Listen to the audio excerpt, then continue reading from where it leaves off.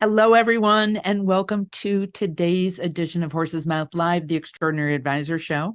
My name is Ellen Rogin, and as always, I have guests who bring in great information to help you in every area of your life, especially your business. And I'm very excited to have best-selling author Deb Smolensky with us today. And I'll give you her official background in a moment, but we're going to have a really important conversation about energy in our brain and about how this is really the greatest tool that we have to bring with us to work every day. Her book just came out on Tuesday, and let me show her book, Brain On. And as I was reading it today in Starbucks, waiting for an appointment that I had, right in the first couple pages, I underlined this sentence: we haven't been taught how to protect and regulate our brain's energy so we can be more productive and happier at work. Like, how obvious, and yet how so true. Like, we haven't been taught this. So that's what we're going to talk about today. So let me give you a little bit on Deb's background. Besides being an FOE, friend of Ellen's, Deb Smolensky is the #1 best-selling author, speaker, award-winning thought leader in the areas of human performance and well-being at work. She serves as a global well-being and engagement practice leader and is also an advisor for the InsurTech, which is a fintech and digital health startup communities. Over the past 25 years, Deb has received numerous certifications and designations in organizational health and productivity. She consults with people all over the country, Fortune 500 leaders, to develop strategies and practices that empower individuals to lead healthy, productive lives at work through innovative, meaningful, and engaging programs and solutions. Deb, yay, welcome. I'm so excited this day has come. We've been planning for this for a while. I am thrilled. Thank you so much for inviting me. I am a big fan, and so this is a special day for me. Yeah, so I love this concept. I know a lot about mindfulness and emotional intelligence, but I hadn't ever, till we started talking and I've started to read your book, think about the fact that we have this brain that we know we need for our everyday life, especially our work life, and yet we're not even aware of how to maximize it, how to take care of it. And I don't just mean brain health. I mean, as you talk about building the energy of our brain, talk a little bit about like why we haven't talked about this. When you say brain on, what that really means, just this whole, how it impacts us in our business lives. Yeah, I think that's a great place to start because we use our brains to create work, to have successful businesses, to interact in life. That is the part of our brain, the thinking brain, that helps us interact and be successful. But really what we don't know is that our brains are like 2,000 years old, designed to keep us safe through the amygdala back here, so that when that one dinosaur came, we wouldn't freak out. So I made the realization long ago that we have those two parts. And what I learned is only one part can be on at a time. So you can't be like angry and also smiling at the same time. Like I can't be nervous and be my best self at the same time. And the kicker is our default brain, that amygdala, is job to keep us alive, is always running. So we're really never using our thinking brain unless we tell it to be brain on. And that's how I came up with the name. And that's kind of the name of the game. You said, bring our brains to work. Well, we have no choice. It's just, they're not working for us right now. We're running a 2,000-year-old program. Yeah. Prepping for this interview, I came off another meeting, having problems with some tech thing, trying to get a proposal out, like all these things. And I realized I was stepping into this conversation earlier with a lot of feelings of overwhelm. And so that would be brain off. Is that right? Yeah, because overwhelm, so the brain off really means your fight, flight, or freeze response that we've all heard of. Our amygdala is running, which it is supposed to. It's designed to keep us safe.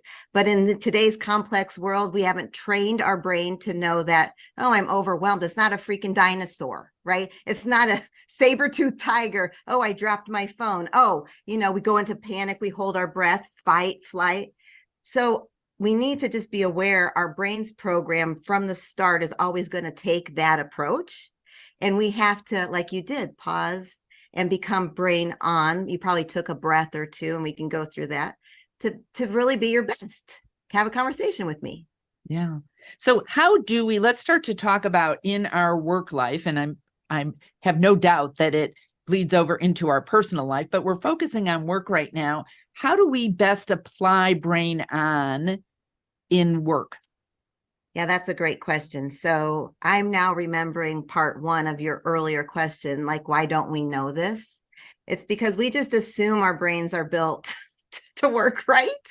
And they're not. And so that was a big lesson I talk about in the book. But really, in my daily life and in my job, I've learned we don't know how our brains work, especially at work. So we get up and we pick up our phone and we're already spiraling down with worry, overwhelm to do, brain off, fight, flight, or freeze. And so the way I suggest starting, and what I start out in the chapters and the mental fitness chapters on, is the brain on check-in, or the brain off, brain on check-in. That is the key. Like, if we practice that for a year, which is so simple, that will help us navigate life better. That will help add clarity. That will help us focus. It will help lessen the overwhelm and stress as we practice and practice. Because each time you notice, like you did, you noticed, oh, I'm overwhelmed. Well, that means consciously you noticed. And so that's a rep for our brain, because we can rewire and upgrade our brains. Like I know you talk about, right? Mindset, neuroplasticity. That's the secret. We can upgrade our brains to upgrade our lives and work. So what are some ways that you can be more conscious? Am I being brain on, or brain off? Like, how does someone start to notice that? Yeah, so that's a great place to start, because I talk about the brain on check-in like the foundational core exercise for our core mental muscles, and as like a plank, right? A plank or a push-up, helping us stay up straight and really function upright in life. So the brain on check-in builds that core, and you tell when you're brain on or brain off by what your thoughts are telling you, or your feelings or your emotions are telling you. And so if it was that easy, though, we'd all be stress-free. We'd all be having a really successful business, and we won't be overwhelmed before a meeting. So we consciously have to practice that exercise. Just like you can't snap your fingers and have a good, strong core, or walk every day. You have to start somewhere. So we consciously have to ask ourselves, well, what am I feeling? And what am I thinking? Because when you do that, you're like, oh, wow, my jaw is so tense right now. And I must have been like clenching my teeth for the last 5 emails. Or, oh, I'm pretty exhausted. I must be ready for a nap. I have no brain power left.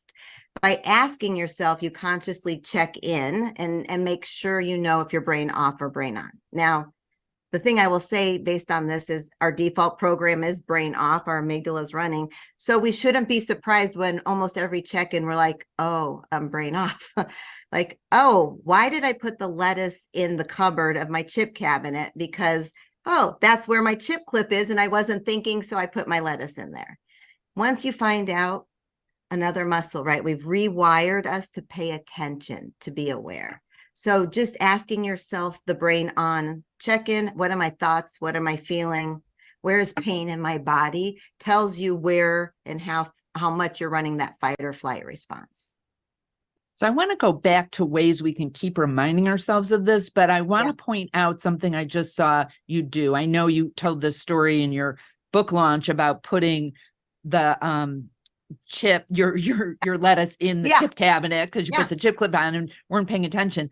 But instead, I could imagine someone going, you are such a friggin' idiot. Like, why did you put and beating yourself up for doing something like that?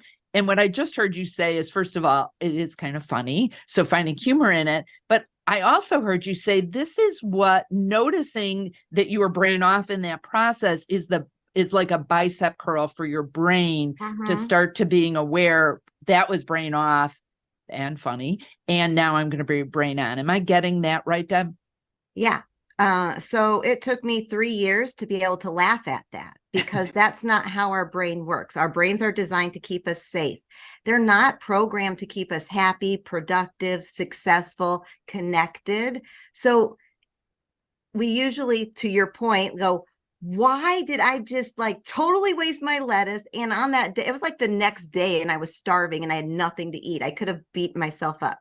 So that's exactly right. When we notice, we need to actually train our brains to also have self-compassion, because it's not wired in us. And that's another mental fitness exercise. Literally 10 minutes before, you were overwhelmed, right? Well, I was in the bathroom kind of getting ready. I was so excited and playing some music, which I do to pump up my brain, to get brain on. And I literally wanted to check the time. And because the music was playing, I didn't realize my phone was right there. I literally searched all over for my phone. It was just sitting there. And I would have gone, oh, now I'm late, da, da, da. But I've learned to go, oh, that's how the program works. Oh, thank goodness I know that. Good job, Deb. You found your phone. Yeah. Muscle, muscle, muscle. So how do we start? Like if Yeah. we've been, our brains are set up to have the amygdala being fired, and we are used to just like getting stuff done or not getting stuff done or whatever our way of being is. Yeah. And now I want to start to be more aware of if I'm brain on, brain off, so I can build that muscle. Like what are ways? I could imagine after this, someone's like, okay, I'm going to pay attention. And Yeah. then a couple hours from now, they forgot we were even going to do this. What do you suggest for someone to actually start to do this work to pay more attention? And it's not a couple hours, because our brains work the way they work. It's at 11:31 or whenever they like right now, they're probably multitasking. That's normal, but they can't see it. So it's just catching ourselves. But again, we're running this program. We don't know. We haven't been taught. So you have to, like anything, build in a routine to check in. That's like any fitness routine. You start somewhere and you make sure you try to incorporate it daily, if that's your goal, or 3 times a week. So for work, because we all work, right? There are so many chances, but really tying it to 3 important points in our day is the best place to start. And all I suggest doing is being aware, like bringing that muscle, working on your awareness muscle. So check in on how your day is starting, check in on how you're doing during the day, and check in at night before you go to sleep. Well, why? I think the best place to check in, even if you just want to start once a day, right? It's a tiny habit that really can have instrumental and like amazing effects, is where and how do you start your work day? Do you start it the minute the alarm goes off by checking your phone? Well, that's a habit we need to reprogram, because you need to get your brain online so that you're the best self you can be. And normally we have a text or we check our calendar, like we go down the brain off spiral. Or you eat breakfast if you remember to, right? You're not late, and you're digesting your food and you're digesting the news. And the news is just like being in that movie for your brain. It can't tell if it's reality or not. So right now, unfortunately, I am in Hawaii and I'm so fearful. I feel for those people and I'm brain off. And so then I start my work day brain off and not my best self. Or if that doesn't happen, your commute definitely probably turns you brain off. And so going through those 3 check-ins, and especially ending at night, knowing if you're brain off or brain on, and trying to do something like a gratitude practice like you talk about, right? Or a positive thing that happened the day, sets you up for better sleep because you're not ruminating, and sets you up for more energy the next day. Okay, so because we've spent a lot of time talking about this, how important gratitude is. Let's start with the beginning of the day. So Okay. most people I know grab this right away, and they're, as you said, they're checking their emails, they're blah, blah, blah. Why is that not a good practice? And what can happen? What might someone do instead? And how doing something else might set them up for a much better day? Now, that's a great question. So not to get too in the weeds, but we have to learn to train our brains these people, there's 7,000, hundreds of thousands of people training our brains already, right? We're addicted. We've trained our brains just the wrong way. So we're checking social like they want, or we're checking things. And what that does is, one, it uses our brain energy for something that's probably not top priority for us, that really would benefit our life and our business. We've just wasted time because we're kind of pulled that way. They know how to trigger that amygdala, FOMO or whatever.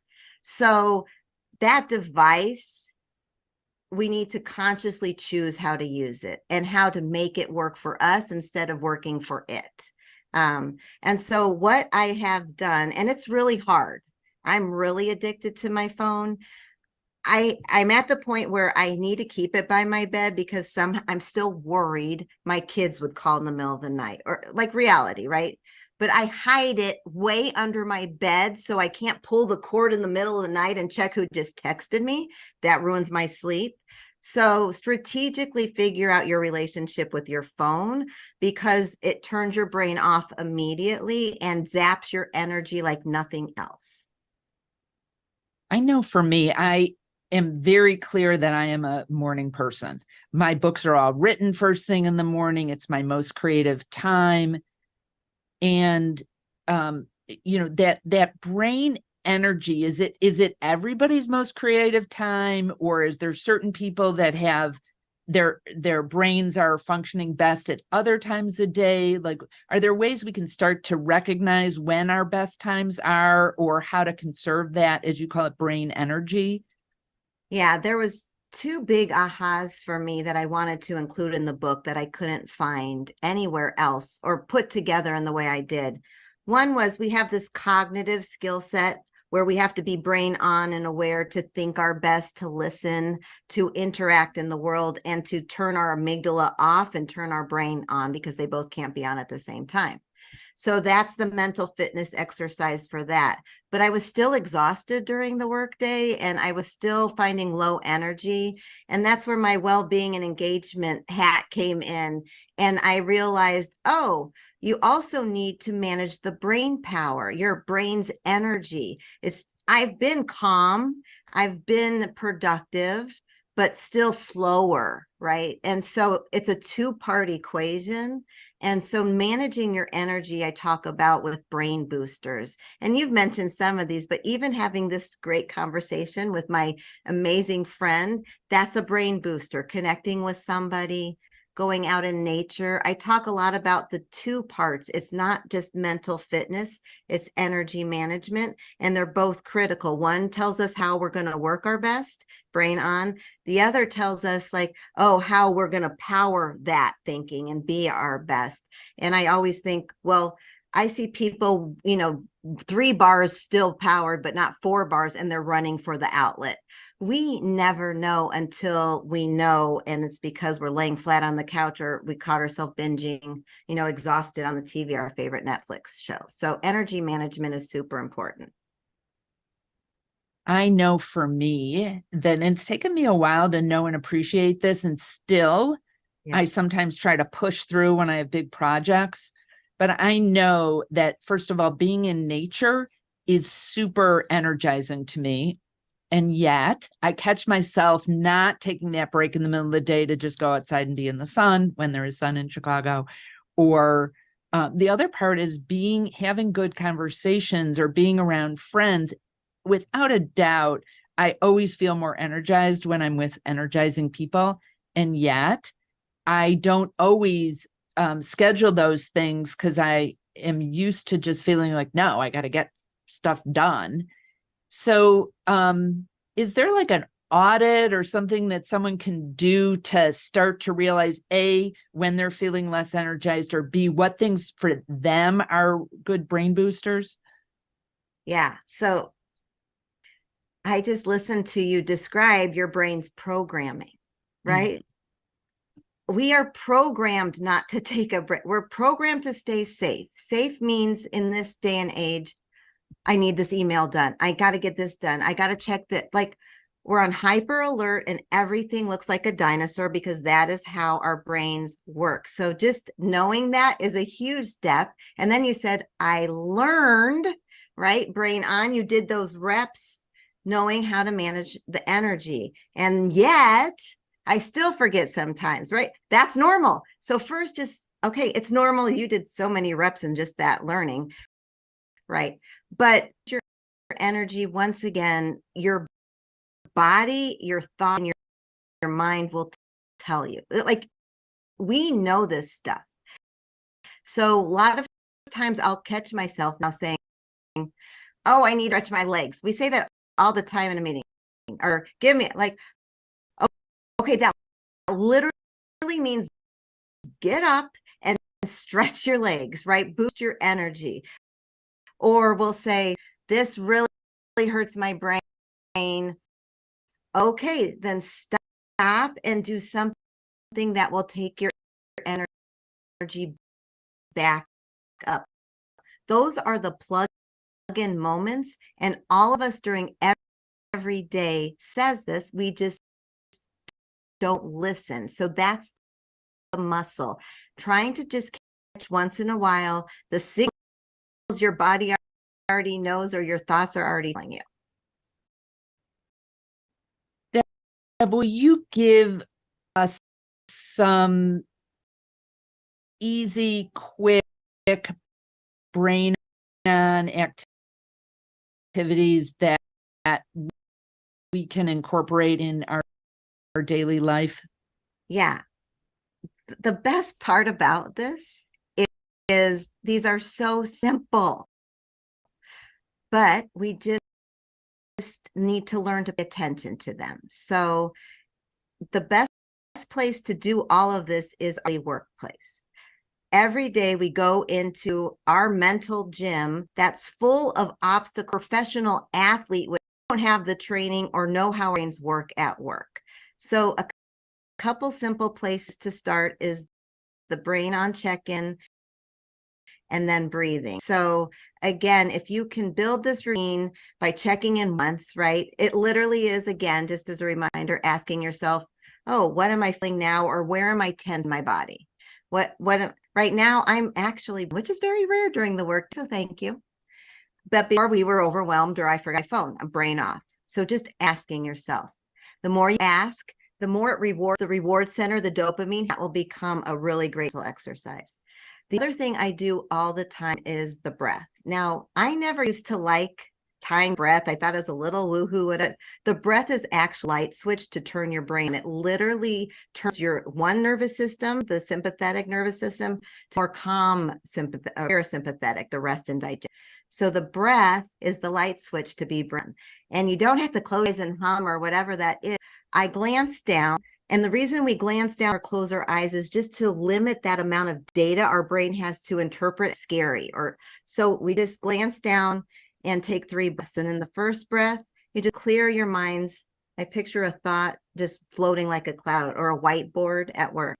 And then the second breath, I was thinking like, you know this, Ellen, like I can see, but in the second breath, and it's usually somebody brain can work at it. We can practice. It's a skill, big, and it's always fun to do this. I love to practice it. Okay, so just glance down or just look at the floor, and on this first breath we're going to clear our mind. So take a good breath in, clear our thoughts. In the second breath, we're going to relax our body. And in the third breath, we're going to bring to mind somebody that makes us smile and wish them well in our minds. I usually say, may you have a good day. That was a little tricky for me because the person I usually bring to mind is you. And I was like looking and then not looking. And then that was a good practice for me. Yeah, I actually for that brought to mind our dog Honey, who's behind me. Sometimes people see her like walking in the video, and I was thinking of her tail wag, which is such an energy booster to see like a puppy wagging their tail. The other thing I was thinking before we walk through this activity, when you were saying this breath, how I think I've naturally had that be part of what I do because I've been a meditator for so long. But I was reminded when I had my practice and staff team working with me, every time I'd walk into Sandy's office, I'd go, Like I'd sigh. And she's like, you're always sighing. And I Wow. used to think that was a sign of stress, but I actually think it was a protection thing, like a way to maybe go brain on, like Yeah. this Right. You're sigh, deep breath. releasing your stress, and now you're going Mhm. to be present. And that's the thing in work. These can just, like, nobody knows I'm doing this in meetings. Before you go to the next meeting, just taking a breath. Nobody knows you're going to carry that baggage forward, but we do until you release it and you talk to Sandy. And I'm sure it was a more fruitful, connected conversation, instead of your brain worried about last time or worried about the future or worried what she thinks or that face she's making. Like, that's what our brain does all day long. Worry, worry, worry, stress response up and down our body. The key to business, the key to life is, I've learned, is upgrade the most powerful technology we have, because it hasn't been upgraded since the beginning of time. Everything looks like a dinosaur. Yeah. So what I want to add to this conversation is that 3 breath practice. I have a slightly different one that I've led people through in my workshops and my work with them one-on-one. But I Right. will tell you the results would be very similar. I love this. The last part is the major different part. And I love that because you're getting grounded in a really feel good feeling. I have advisors and clients tell me that that one thing in between appointments, taking 3 breaths, relaxing your body. My last prompt is think about what's important now. But, Hmm. I think to switch it or to try one or the other, I've been sharing Deb's since I learned it, because that's also a great way to learn something new is by sharing it with others. But I have advisors tell me that that is one of the 2 things that I've taught them that's made the biggest difference in their business. Like literally has brought more business, because think about this. Not only is your brain on, but if I'm in a meeting with Deb or a prospect or somebody else, how do you think they're going to feel if I've gone brain on versus being brain off? Right? Like, how have you seen? We just have a couple of minutes left, but I'm like, oh, so excited about all of this, Deb. How do you see this impacts other people? Like we've been talking about how it Yeah. impacts you, but when you're in interaction with someone else. Yeah, in the book, I made sure to start with us, for the 8 chapters, understand how our brains work, especially at work, and how to build them, make them stronger with those exercises. That's what the inner game is. You have to master you before you can even go out in the world and connect and be successful. So that's the outer game you're talking about. You're jumping ahead. That's awesome. But knowing how your brain works and being present for the conversation or that next call automatically energetically turns their brain on, but it also gives you more insight to what they're thinking. And as financial advisors, I know you talk about it. They probably haven't been trained to put that prosperity or the abundance hat on, change their mindset. They are brain off all the time for the most part. And you now need to know and remain brain on yourself, so you can help them come to the realization that there's a different mindset for them, which is a mental exercise. So they're doubling their value by sitting there. They just don't know it. Yeah, cool. Yeah. Awesome. So Deb, thank you so much for this. If I know, well, first of all, let me say if that I would highly recommend Deb's book. And it's not just because Deb Smolensky is a friend of mine. It's because this is really awesome information. And if you want to be better in your interactions with your clients, with your team, with yourself, and feel less stressed and better, it's really practical information in here. And you could get it on Kindle. You can get an audiobook, right, Deb? Also? Yep. Next week. And when I got my copy, which just came yesterday, like it is super pretty on the inside. There's colors and most books aren't like that. I like to get hardcover books when it's something I am learning about, so I can write in them. So I highly recommend Deb's book. And Deb, if you have an offer now, like if someone buys your book now, they can have access to a program. Will you tell us a little bit about that?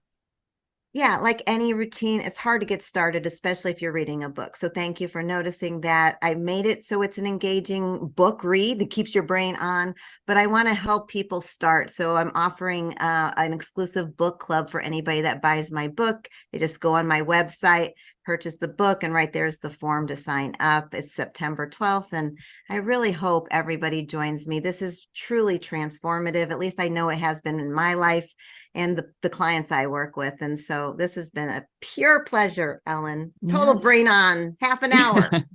Thank you. You too, Deb. And it's Deb Smolensky. Deb also has great stuff she posts on LinkedIn. So connect with her on LinkedIn, besides checking out her website and her book. So thank you again, Deb. I'm so thrilled you've shared this information and time with us today. Thank you. Thank you so much. It's been great. And thank you to all of you listening and watching. I am so grateful that you're here. Again, my name is Ellen Rogin. You can find out more about me and the kinds of work I do at ellenrogin.com, ELLENROGIN.com. And if you go to ellenrogin.com/horse's mouth, you can download my special report on what extraordinary advisors know that others don't. And you'll hear about programs and all sorts of stuff coming up, including I have a new book coming out in September. And the question to ponder today is an easy one. Is your brain on or is your brain off? Remember, be great and create great every single day.